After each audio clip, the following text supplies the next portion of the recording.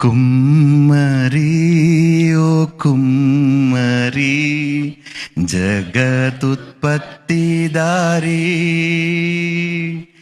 జిగటమన్నైన నా వంక చల్లగా చూడు మయ్యా.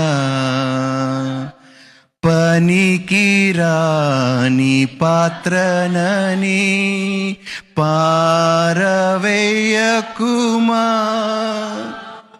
పొంగి పొరలు పాత్రగా నన్ను నింపుమా. హల్లెలూయా. దేవుడు అంటున్నాడు, ఆ సార మీద కుమ్మరి పని చేస్తున్నప్పుడు తన చేతిలో ఉన్న మట్టి కుండగా చేస్తున్నప్పుడు అది ఏమైపోయిందంట?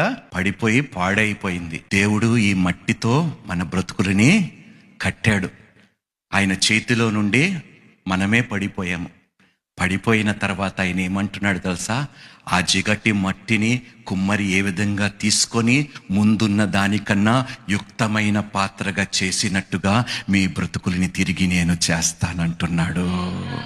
ఎంత అద్భుతమైన దేవుడండి! ఈ మట్టి ముద్ద దేనికి పనికి రాదని చెప్పి పక్కన పడేసి మరొక మట్టి ముద్దని తీసుకోకుండా ఆ పడిపోయిన మట్టి ముద్దని మళ్ళా తన చేతిలో ఎత్తుకొని, అయ్యా వెళ్దామయ్యా ఈ దేవుని దగ్గరికి, సంగమా వెళ్దాము ఈ దేవుని దగ్గరికి, పాడైపోయిన ఈ మట్టి కుండని, ఈ మట్టి పాత్రను యుక్తమైన పాత్రగా, మహిమ కలిగిన పాత్రగా కట్టటానికి దేవుడు ఇష్టపడుతున్నాడు.